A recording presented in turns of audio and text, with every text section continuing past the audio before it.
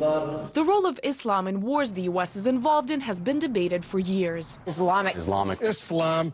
But any religion can be taken to an extreme, and American soldiers are no exception. We pray that they'll come into God's army in the sense of giving their life over to Jesus Christ and serving Him. It's enormous. Fundamentalist Christianity is inextricably intertwined into the very DNA of the technologically most lethal organization ever created by humankind, which is our United States military. This active U.S. military officer, asking for anonymity and fear for his safety, says his life has been turned into a living hell by those he serves with because he's not Christian. In the beginning, I think it started as just harassment, but it turned into bullying quick. The officer says he has reached out to higher-ups for help, only to receive threats of being stripped of his rank and kicked out of the military. I could no longer call myself a Jew, as it was the equivalent of a black person calling themselves a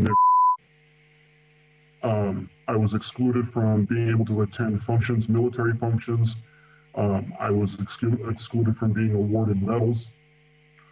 It's just gone haywire. The Military Religious Freedom Foundation represents over 36,000 active duty members of the U.S. military, 96% of whom are Christians, coming to the organization feeling oppressed for not being Christian enough, claims its founder. Morris! We're dealing with a radical type of religiosity. Again, not the Islamic version, but what's known as fundamentalist or dominion Christianity. While religion can certainly provide solace to soldiers out on the battlefield, we have a variety of denominations and faith groups, Protestant, Catholic, Muslim, Jewish, Buddhist, Hindu chaplains who serve in our military right now.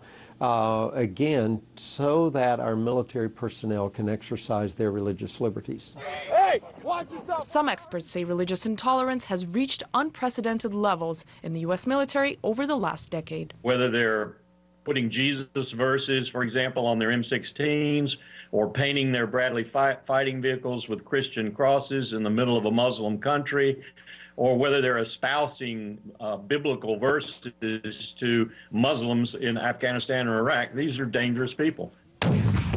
Even though a handful of attempts like providing fix-it kits to wipe off Bible verse references on rifles, as well as addressing military courses involving Jesus, have been made over the years to eradicate the spread of religious extremism, insiders say significant change is unlikely. An aggressive stance towards anyone, be it a fellow soldier or a foreign enemy, takes warfare to a whole new level, with religions, in addition to countries, clashing on the battlefield, spreading not just more violence, but intolerance across borders. Anastasia Churkina, RT, New York.